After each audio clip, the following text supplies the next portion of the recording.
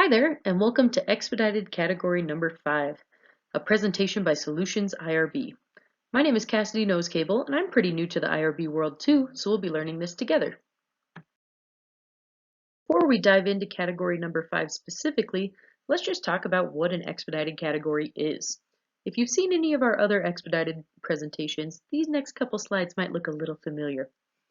Now, expedited studies are studies where the research presents no more than minimal risk to subjects and involves only procedures listed in one or more of the 9 expedited categories.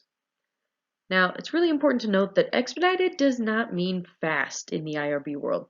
Instead, it just refers to a level of review. Now, that being said, here at Solutions IRB, we do get these done very quickly. Occasionally, we see a little confusion between expedited and exempt studies. Exempt studies are listed as less than minimal risk and fit one of the 8 exempt categories.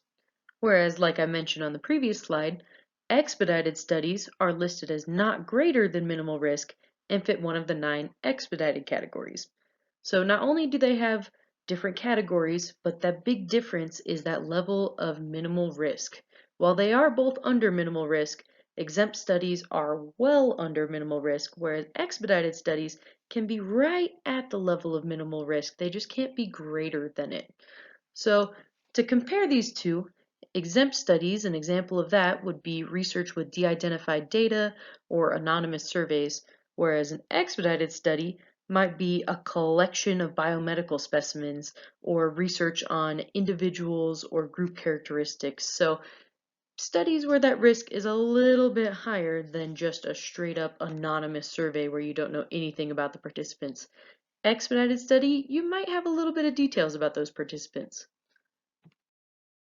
Now that big difference between exempt and expedited was how close they got to the level of minimal risk. But what is minimal risk?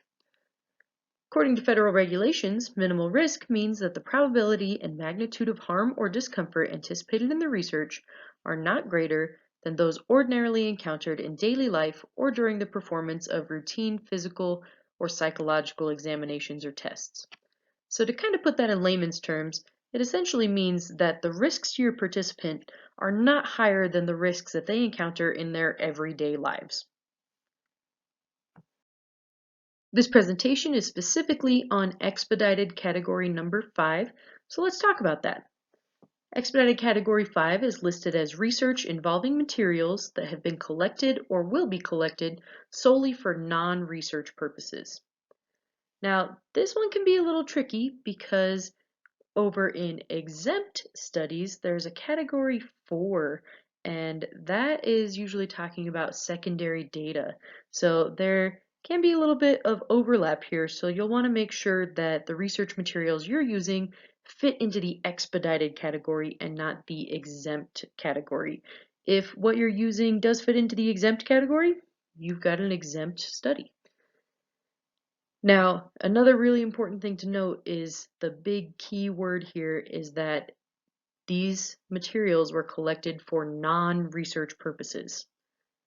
That's going to be a big defining factor in whether your research fits into expedited category number 5.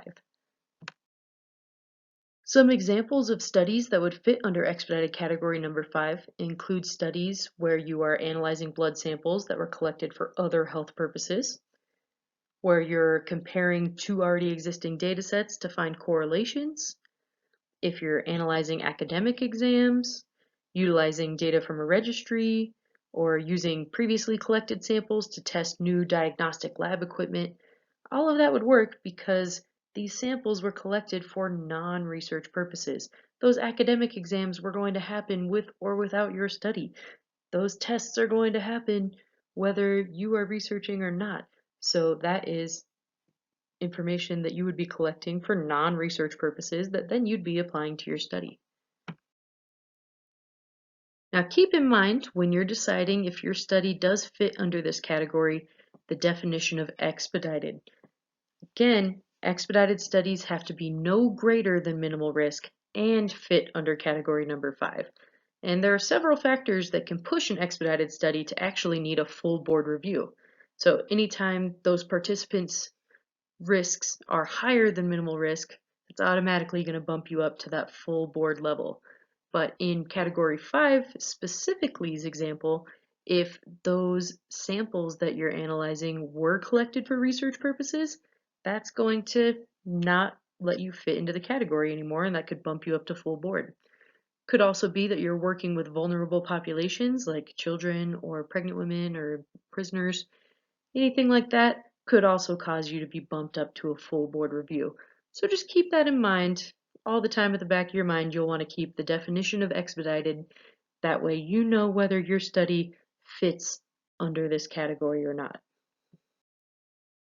Thank you so much for watching today. We really appreciate it, and if you'd like more information, feel free to visit our website at www.solutionsirb.com. Or if you have any questions, shoot us an email at correspondence@solutionsirb.com. Thanks again.